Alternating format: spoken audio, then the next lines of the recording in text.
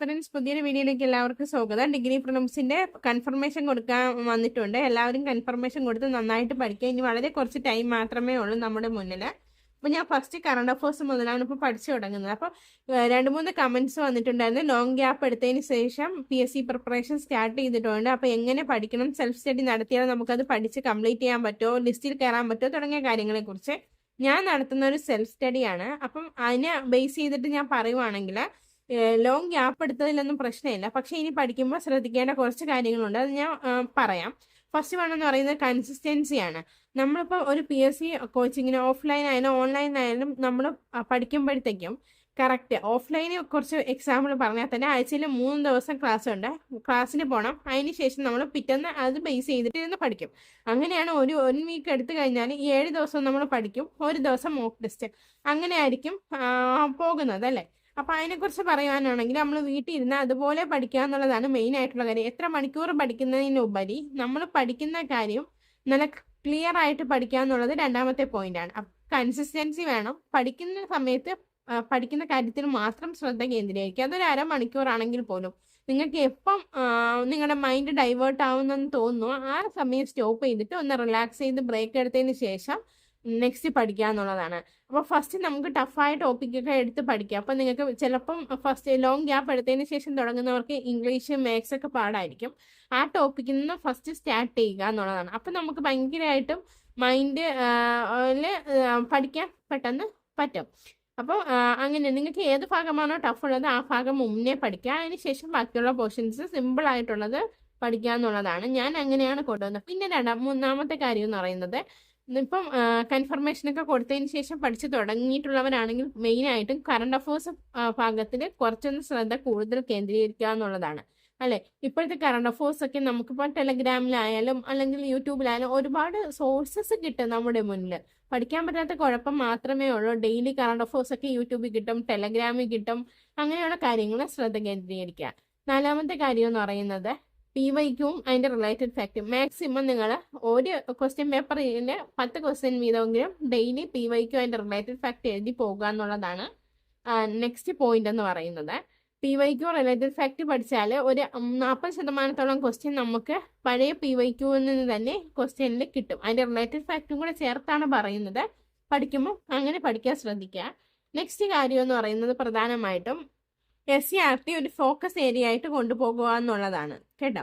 SCRT main ആയിട്ടുള്ള ഒരു കാര്യമാണ്. SCRT ഒന്നുകിൽ നിങ്ങൾക്ക് ഏതെങ്കിലും ഒരു റാങ്ക് ഫയൽ വാങ്ങിച്ച് SCRTയുടെ റാങ്ക് ഫയൽ സബ്ജക്ട് ബേസ് വാങ്ങിച്ച് പഠിക്കാം. പക്ഷെ ഞാൻ ചെയ്യുന്നത്, ഞാൻ വീഡിയോ ഇട്ടിട്ടുണ്ടായിരുന്നു, ഞാൻ ഓരോ ടെക്സ്റ്റ് ബുക്കും ചാപ്റ്റേഴ്സ് വീതം കംപ്ലീറ്റ് ചെയ്ത് പൊക്കോണ്ടാണ് ഇരിക്കുന്നത്. നോട്ട് പ്രിപ്പറേഷൻ ഞാൻ നേരത്തെ സ്റ്റാർട്ട് ചെയ്തതുകൊണ്ട് എനിക്ക് ഒരുവിധം നോട്ടൊക്കെ സെറ്റ് ആയിട്ടുണ്ട് SCRTയുടെ. അപ്പം ഞാൻ അങ്ങനെയാണ് പഠിച്ച് പോകുന്നത്. നിങ്ങൾക്ക് ടൈം ഇല്ലാന്നുണ്ടെങ്കിൽ പെട്ടെന്ന് ചെയ്യാൻ പറ്റുന്ന കാര്യം റാങ്ക് ഫയൽ വാങ്ങിച്ച് അത് കംപ്ലീറ്റ് പഠിക്കുക എന്നുള്ളതാണ്. പിന്നെ പഠിത്തം മാത്രം പോരാ, ഏറ്റവും പ്രധാനപ്പെട്ട കാര്യം എന്ന് പറയുന്നത് റിവിഷൻ ചെയ്യുക എന്നുള്ളതാണ്. റിവിഷൻ ഇമ്പോർട്ടൻ്റ് ആയിട്ടുള്ള ഒരു കാര്യമാണ് PSC പഠനത്തിലെന്ന് തന്നെ പറയാം.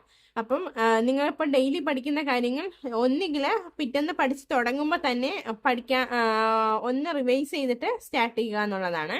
ഞാനിപ്പോൾ പുതിയ ഏതെങ്കിലും ഒരു പോർഷൻസ് പഠിച്ച് തുടങ്ങിയാൽ പിറ്റേന്ന് ഞാനിപ്പോൾ രാവിലെ എഴുതിച്ച് പഠിക്കുന്ന ടൈമിൽ ആദ്യം ഞാൻ ആ പോർഷൻസ് ജസ്റ്റ് ഒന്ന് റിവൈസ് 1 മണിക്കൂറൊക്കെ എടുത്ത് റിവൈസ് ചെയ്തിട്ടാണ് ഞാൻ നെക്സ്റ്റ് ടോപ്പിക്കിലോട്ട് പോകുന്നത്. അപ്പം നമ്മൾ എത്ര ടോപ്പിക്ക് എത്രയും പെട്ടെന്ന് സിലബസ് തീർക്കണമെന്നതിലുപരി നമ്മൾ എടുക്കുന്ന സിലബസ് സെലക്ട് ചെയ്യുമ്പോഴത്തേക്കും ഇമ്പോർട്ടൻ്റ് ആയിട്ടുള്ള ഭാഗം സെലക്ട് ചെയ്യുക. PSC റിപ്പീറ്റ് ചെയ്ത് വരുന്ന ഭാഗം കണ്ടെത്തുക എന്നുള്ളതാണ് ഫസ്റ്റ് ചെയ്യേണ്ടത്. അതിന് സഹായിക്കുന്ന ഒരു കാര്യം എന്ന് പറയുന്നത് PYQ അതിൻ്റെ റിലേറ്റഡ് ഫാക്റ്റും ആണ്.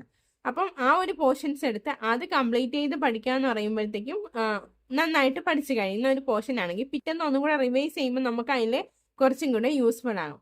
പിന്നെ അതിനെ പറ്റിയുള്ള SCRT ഏതെങ്കിലും ചാപ്റ്റേഴ്സ് ഉണ്ടെങ്കിൽ അത് പഠിക്കുക എന്നുള്ളതാണ് രണ്ടാമത്തെ. അത് വായിച്ച് പോകുക എന്നുള്ളതാണ് രണ്ടാമത്തെ കാര്യം. അപ്പോൾ നമ്മൾ ഓൾറെഡി 2 വട്ടം വായിച്ചു, SCRTയും കൂടെ വായിക്കുമ്പോൾ 3 വട്ടം.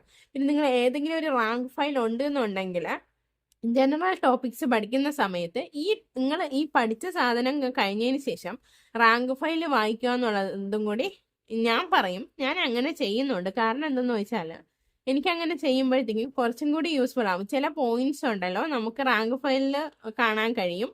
നമ്മൾ അങ്ങനെയാണ്. ചില പോയിന്റ്സ് റാങ്ക് ഫൈലിൽ എക്സ്ട്രാ കാണും, ചില പോയിന്റ്സ് SCRTയിൽ എക്സ്ട്രാ കാണും, ചില പോയിന്റ്സ് നമ്മൾ ഏതെങ്കിലും യൂട്യൂബ് നോക്കിയാണ് പഠിക്കുന്നത് അതിൽ പറയും. സോ അങ്ങനെ എല്ലാ പോയിന്റ്സും കൂടി കണക്ട് ചെയ്തിട്ട് വേണം ഒരു ടോപ്പിക്സ് പഠിക്കാനുള്ളത്. അപ്പം ഞാൻ ഇന്ന് മെയിനായിട്ടും റാങ്ക് ഫൈലിൽ വായിക്കാൻ പോകുന്ന പോർഷൻസ് വിക്രം സാരാഭായിയും ISROയുമായി ബന്ധപ്പെട്ട ഭാഗങ്ങളാണ്. പിന്നെ ഞാനൊരു നോട്ട് വാങ്ങിച്ച് വെച്ചിട്ടുണ്ട്. ഇതിൻ്റെ അപ്ഡേറ്റ്സ് ഒക്കെ ഞാൻ കാണിക്കാം, എങ്ങനെയാണ് ഞാൻ നോട്ട് എഴുതുന്നു എന്നുള്ളതൊക്കെ. അപ്പം ഇന്ന് മുതൽ ഞാൻ ഇതിനെ സംബന്ധിച്ച് PYQ അതിൻ്റെ റിലേറ്റഡ് ഫാക്റ്റ് എഴുതാൻ വേണ്ടിയിട്ടാണ് ഞാൻ ഈ നോട്ട് വാങ്ങിയിട്ടുള്ളത്. അപ്പം ഈ PYQ അതിൻ്റെ റിലേറ്റഡ് ഫാക്റ്റൊക്കെ എങ്ങനെയാണ് ഞാൻ എഴുതുന്നത് തുടങ്ങിയ കാര്യങ്ങളെക്കുറിച്ചൊക്കെ ഞാൻ വീഡിയോ കാണിക്കാം. പിന്നെ ഇംഗ്ലീഷ്, മാത്സ്, മലയാളം ഡിഗ്രി പ്രിലിംസിന് ഇത് 3 പഠിക്കാതെ ബാക്കി ഏത് സബ്ജക്റ്റ് പഠിച്ചിട്ട് പോയിട്ട് ഒരു കാര്യമില്ല. കറണ്ട് അഫേഴ്സ് പഠിച്ചിട്ട് പോയിട്ടും ഒരു കാര്യമില്ല. ഈ 3 സബ്ജക്റ്റ് മാക്സിമം നിങ്ങൾ പഠിക്കുക എന്നുള്ളതാണ്. ഫസ്റ്റ് ലോങ് ഗ്യാപ്പ് എടുക്കുന്നവർ മാക്സിമം പഠിക്കുക, അറിഞ്ഞുകൂടാത്തവരും മാക്സിമം പഠിച്ചിട്ടേ പോവാവൂ. കാരണം PYQ ഒക്കെ ചെയ്ത് മാത്സ് പഠിക്കുക, ഇംഗ്ലീഷും എവിടെ നിന്നൊക്കെ നിങ്ങൾക്ക് സോഴ്സ് കിട്ടുമോ അവിടെ നിന്നൊക്കെ എടുത്ത് സെൽഫ് സ്റ്റഡി നടത്തുന്നവർ പഠിക്കുക എന്നുള്ളതാണ്. മലയാളവും അതുപോലെ തന്നെ. കാരണം ഈ 3 സബ്ജക്റ്റ് നമ്മൾ നെഗറ്റീവ് അടിക്കുകയോ നമ്മൾ ആ ക്വസ്റ്റ്യൻ ഒരുപാടങ്ങ് വിടുകയോ ചെയ്യുമ്പോഴത്തേക്കും നമുക്ക് പ്രിലിംസിന് പോലും നമുക്ക് കയറാൻ പറ്റാത്ത സിറ്റുവേഷൻ വരും. എനിക്കങ്ങനെ ഉണ്ടായിട്ടുണ്ട്. അതുകൊണ്ട് ഞാൻ ഈ ഒരു 3 സബ്ജക്റ്റിന് ഞാൻ നല്ല പ്രാധാന്യം കൊടുത്താണ് ഇപ്പോൾ പഠിക്കുന്നത്. അപ്പം ഇന്നത്തേക്ക് ഇത്രയും ഉള്ളൂ. പ്രധാനപ്പെട്ട കുറച്ച് കാര്യങ്ങൾ പറഞ്ഞതേ ഉള്ളൂ. അപ്പം യൂസ്ഫുൾ ആകുന്ന വീഡിയോസുമായിട്ട് ഇനിയും വരാം. എല്ലാവരും ലൈക്ക് ചെയ്യുക, ഷെയർ ചെയ്യുക, സബ്സ്ക്രൈബ് ചെയ്യുക. Thank you so much.